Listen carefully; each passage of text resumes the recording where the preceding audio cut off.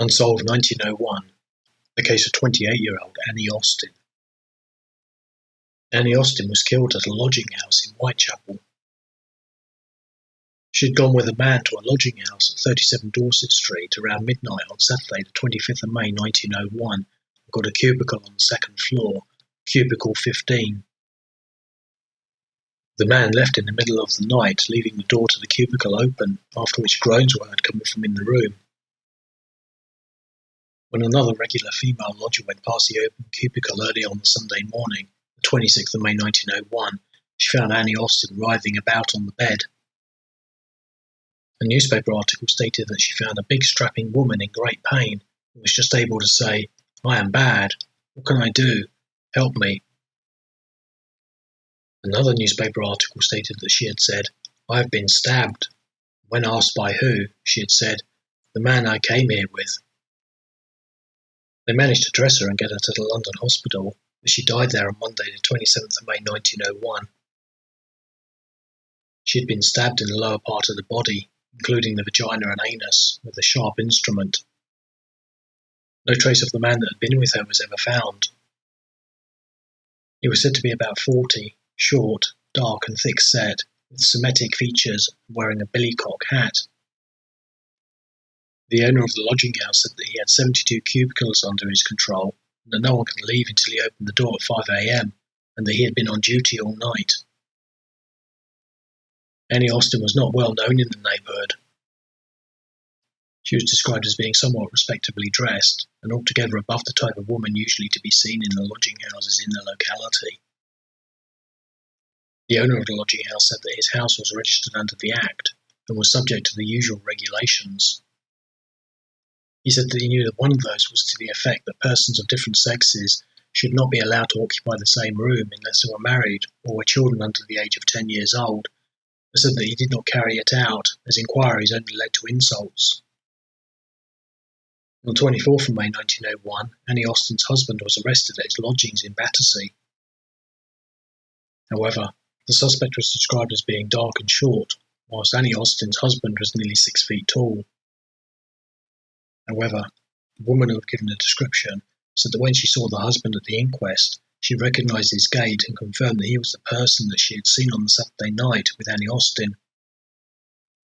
She went home to think about it, and then told the police the next day, and picked him out from 10 men in a police lineup.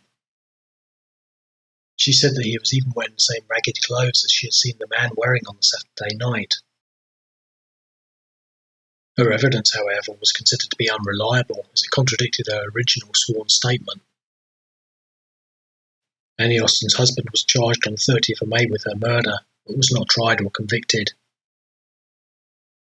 It was also noted that when Annie Austen said who had stabbed her, she had said that she had been stabbed by the man that she was with, and at no stage referred to her husband.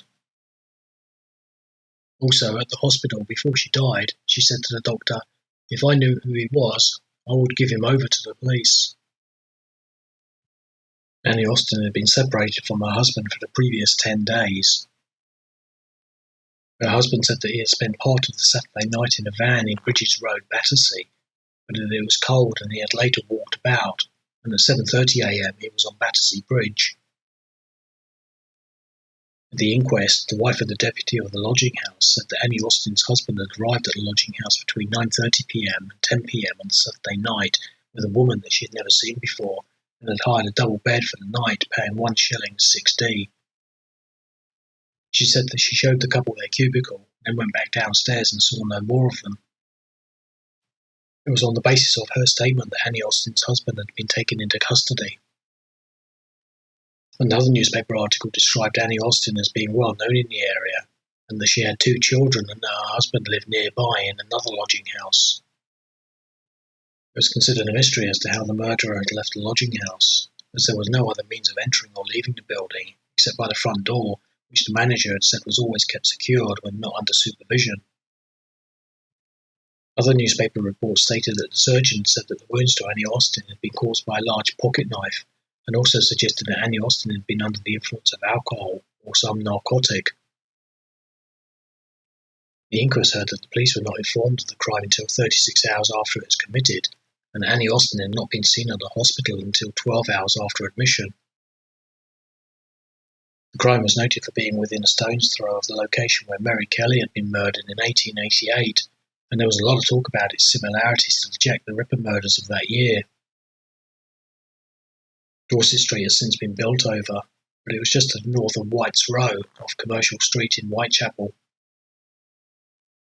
Nothing more is known about who murdered Annie Austen or why, and her murder remains a classic mystery to this day.